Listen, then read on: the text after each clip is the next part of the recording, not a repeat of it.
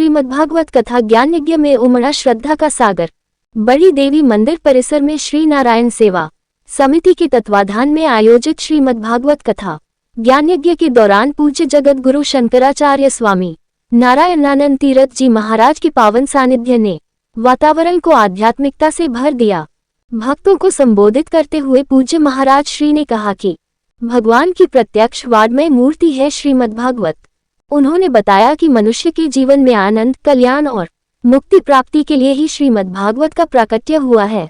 महाराज श्री ने कहा कि भागवत कथा परमात्मा का अक्षर स्वरूप है। ये परमहंसों की संहिता है जो हृदय को जागृत कर भगवान के प्रति अनुराग उत्पन्न करती है।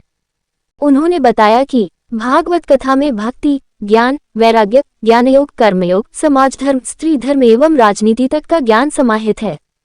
इसे सुनने से मनोकामनाएं पूर्ण होती हैं, पितरों को शांति और मुक्ति मिलती है तथा कथा का मूल मंत्र सदाचार है। परोपकार के विषय में पूज्य महाराज श्री ने कहा, परोपकाराय दोहन्ति गावः परोपकारार्थमिदं शरीरम। जिस प्रकार गाय दूध, वृक्ष फल और नदियां अपना जल परोपकार के लिए देती है, उसी प्रकार मनुष्य का शरीर भी परोपकार के लिए ही है। कथा प्रारंभ होने से पूर्व काशी धर्मपीठ की परंपरा अनुसार वैदिक मंत्रोच्चार के बीच पादुका पूजन संपन्न हुआ। कथा के यजमान रामश्री पत्नी ऋषभ देव त्रिपाठी तथा ज्योत्सना सिंह पत्नी धनंजय सिंह रहे।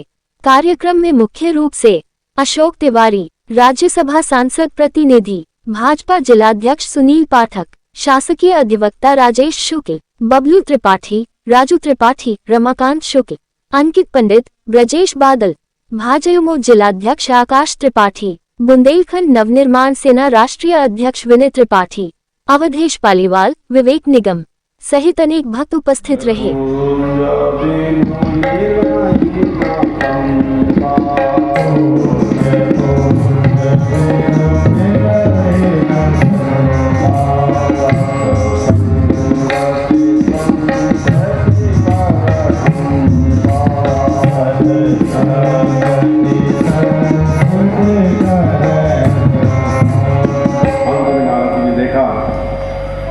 एक राजा है,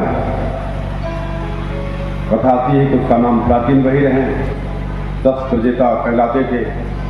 ये प्राचीन वही राजा बहुत बड़े भारी याज्ञिक थे, बहुत बड़ा विशाल योग किया, सारी पृथ्वी को ढक दिया जाए और आसनों से इतना बड़ा यज्ञ किया, परंतु अंत में उसको छोड़ करके जंगल जाते भगवान शंकर की मिल जाते हैं, शिक्षा मिलती है, भगवान विष्णु का दर्शन भी प्रचिताओं को होता है। नारद जी पहुंच जाते हैं और कहते हैं, अच्छा तुम क्या कर रहे हो? यज्ञ कर रहे हैं और यज्ञ कर रहे हैं लेकिन पशुओं की हिंसा कर रहे हैं। यज्ञ विधि पूर्वक ना हो, वैदिक परंपरा के अनुसार ना हो और मनमानी जहाँ यज्ञ होते हैं उनसे फल प्राप्त नहीं होता है, पशुओं की हिंसा हो रही है।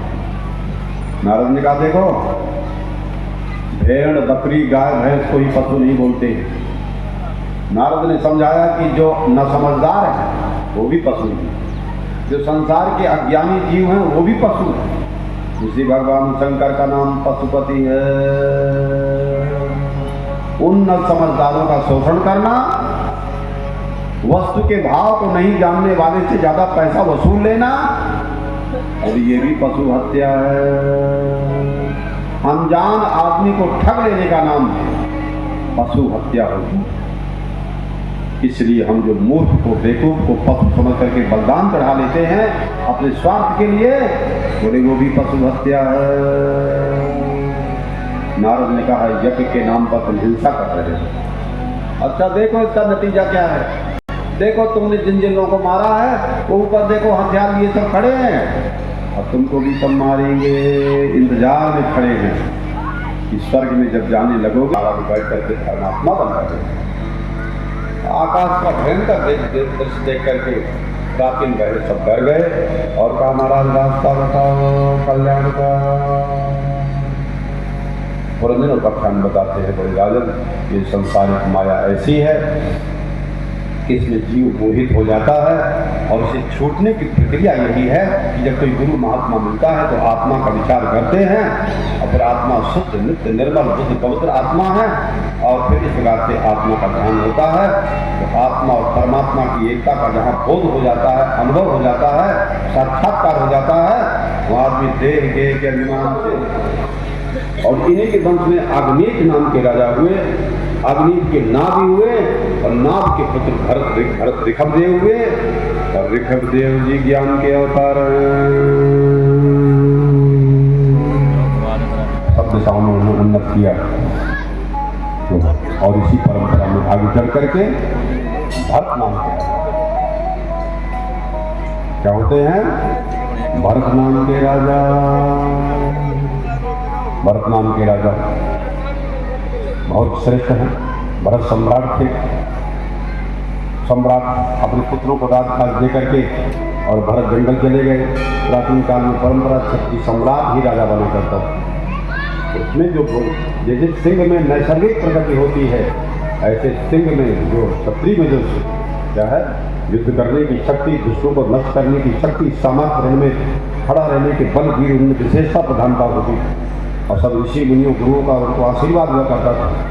कोई ऋषि मुनि गुरु ब्राह्मण तो भरत जैसा सम्राट राजा अपने राज्य को छोड़ करके वो भी वन में चले गए और वन में गए तो हिरण का एक छोटा सा बच्चा और नदी किनारे पर पड़ा हुआ है।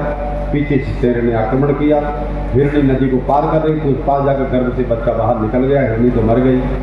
तो उसको उठा करके अपने आश्रम में ले आए। वो जंगल में अकेले थे, कोई इसे कौन पालेगा, मर जाएगा। तो दया कर किया, उन्होंने दया किया और दया बस ऐसा किया। लेकिन दया किया और परिणाम, ये गुण जो है वो परिणाम को प्राप्त होते हैं। सत्वगुण आया, रजोगुण आया, तमोगुण आया, परिणाम तो प्राप्त होते रहते हैं, गुण बदलते रहते हैं, विधान रहते हैं। और भरत के जीवन में वही हुआ। भरत उस छोटा सा बच्चा हिरण के बच्चे को पाला पोसा, उसको हाथ रखते रहे, प्रेम प्यार देते रहे और बड़ा होने पर जंगल में भाग के चला गया अपनी समाज में। और यहाँ भरत जी उसी का चिंतन करते करते शरीर छोड़ देते हैं। तो भरत जी को जाकर के हिरण की ओर जन्म लेना पड़ा और उस हिरण के बच्चे के बहुत जन्म होने वाले थे, लेकिन ऋषियों का स्पर्श मिला और कृपा मिली तो उसके सारे जन्म कट गए और वो सिंध सोवीर देश का राजा बन गया। क्या बन गया?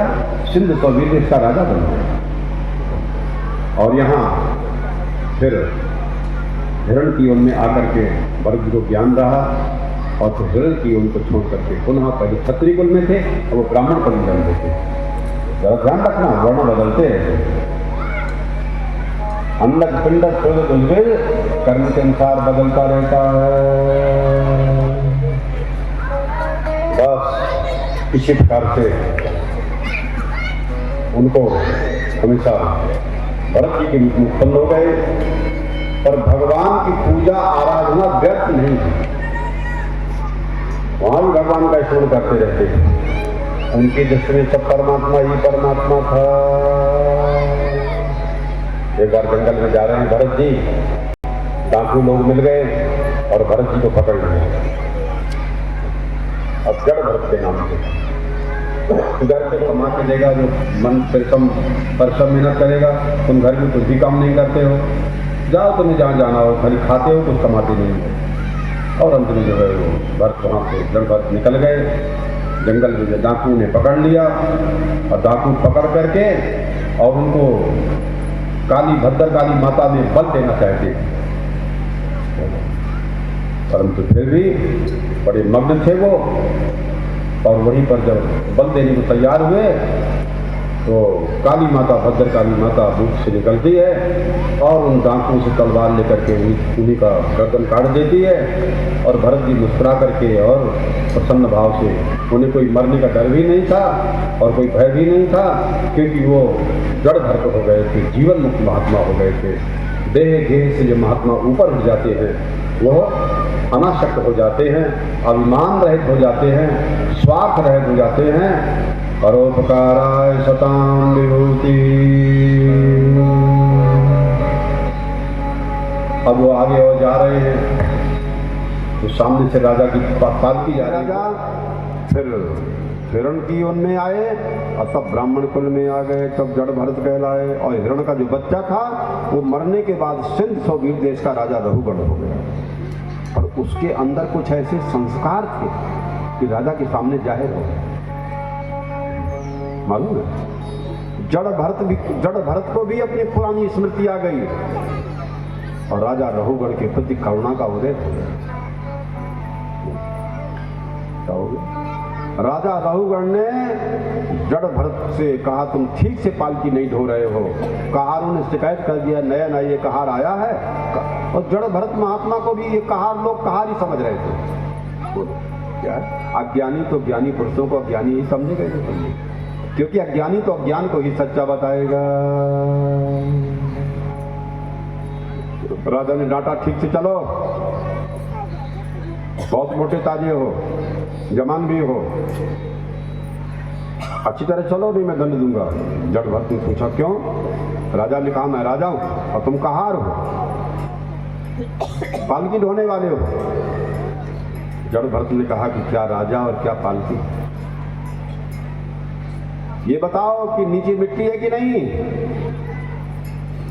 पैर चल रहे हैं, मिट्टी है कि नहीं है, और मिट्टी के ऊपर मिट्टी का बना हमारे पांव है कि नहीं है, हमारे घुटने हैं कि नहीं है, हमारी टांग है कि नहीं है, हमारे हाथ पैर है कि नहीं, कमर है कि नहीं है, छाती है कि नहीं, कंधे हैं कि नहीं, और कंधे के ऊपर मिट्टी का बना हुआ बांस है कि नहीं, पालकी, और बांस के आधार पर मिट्टी की बनी हुई पालकी है कि नहीं, और पालकी से मिट्टी का बना हुआ आदमी बैठा है कि नहीं। जड़ भरत ने कहा, सब मिट्टी ही मिट्टी है, इसमें कौन राजा कौन रंग, और ये सब मिट्टी का खेल है, उसी में राजा रंग कल्पित है। ऐसा सुनते ही अब राजा को होश आ गया, पालकी से कूद पड़ा। अरे बोलिए, बहुत बड़ा महात्मा है, महात्मा के बिना ऐसी वाणी किसकी निकल सकती है? महान जो पुरुष होते हैं उनकी वाणी महानता को लिए रहती है, व्यापकता को लिए रहती है, सर्वात्म भाव को लिए रहती है, सर्व कल्याण की भावना लिए रहती है। राजा को होश आ गया, महात्मा के चरणों में गिर गया। सृष्टि का सारा रहस्य समझा दिया, और जब जड़ भरत ने जब ज्ञान दे दिया सृष्टि का रहस्य, तो राजा रहुगण तो बहुत आश्चर्यचकित हो गए और साफ बता दिया, रहुगणे तपसा न याति नजर लागनी चाहे सूर्य उपासना। अरे राजा रहुगण, जल की उपासना करने से, अग्नि की उपासना करने से, सूर्य की उपासना करने से, मिट्टी पानी की मूर्तियों की उपासना करने से आत्मा का ज्ञान नहीं होता है। महापुरुषों की चरण धूल में लोटे बिना और उनकी कृपा के बिना अयम आत्मा ब्रह्म ये ज्ञान नहीं होता है। ब्रह्मायम सर्वम जगत ब्रह्म सत्यम जगन मिथ्यम जीवो ब्रह्म न परा, ये ब्रह्म ज्ञान होगा ही नहीं है गुरु के बिना। बिन भवनिधि पारायण कोई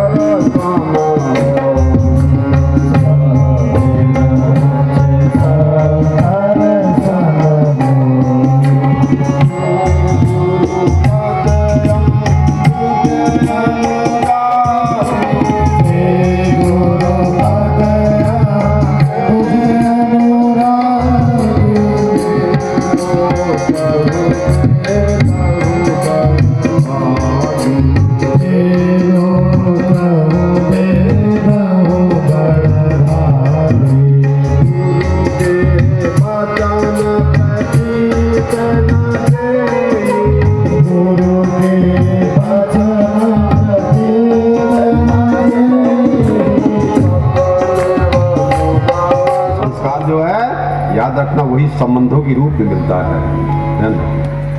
हमारे आप जितने भी संबंध शरीर के सारे संसार के बने हैं लोगों के, पुराने संस्कारों के अनुसार किसी के पुत्र बनता है, किसी का माँ बनता है, किसी का पत्नी बनता है, किसी का पुत्र बनता है, किसी का क्या, ये सारे संबंध जो बनते हैं, ये जीवों की जो पूर्व वासना है, वो अपने आप उनको मिला। ऐसे जड़ भरत का और भरत का समागम होता है, उन्हें आत्मज्ञान हो जाता है और कृतार्थ हो जाते हैं, वहीं से लौट जाते हैं, कपिल मुनि के आश्रम पर नहीं जाते हैं। कि जो चीज़ चाहिए थी गुरु से मिल गया। शास्त्र कहता है कि जब ब्रह्मा जी ने भगवान नारायण से ज्ञान ले लिया तो ब्रह्मा जी को और कहीं ज्ञान लेने की आवश्यकता नहीं पड़ती है, और ब्रह्मा जी भी नारायण से एक हो गए, ये गुरु परंपरा है। और फिर ब्रह्मा जी ने अपने पुत्र नारद जी को ज्ञान दे दिया। तब क्या है, ये आध्यात्मिक ज्ञान अनेकों जगह नहीं लिया जाता है। भौतिक शिक्षा अनेकों जगह ली जाती है, पर अध्यात्म की शिक्षा एक ही स्थान पर एक ही गुरु से ली जाती है। गुरुम शंकर रूपणम, इसलिए गुरु तो शंकर का आशीर्वाद प्राप्त करें। साथ में श्री संतोष त्रिपाठी जी प्राप्त करेंगे।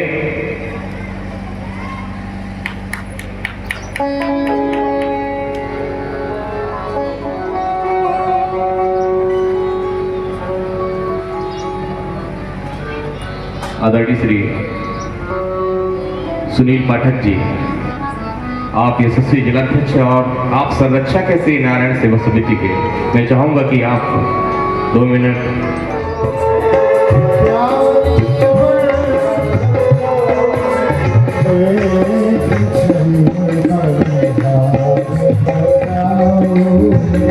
बाकी बिहारी तेरी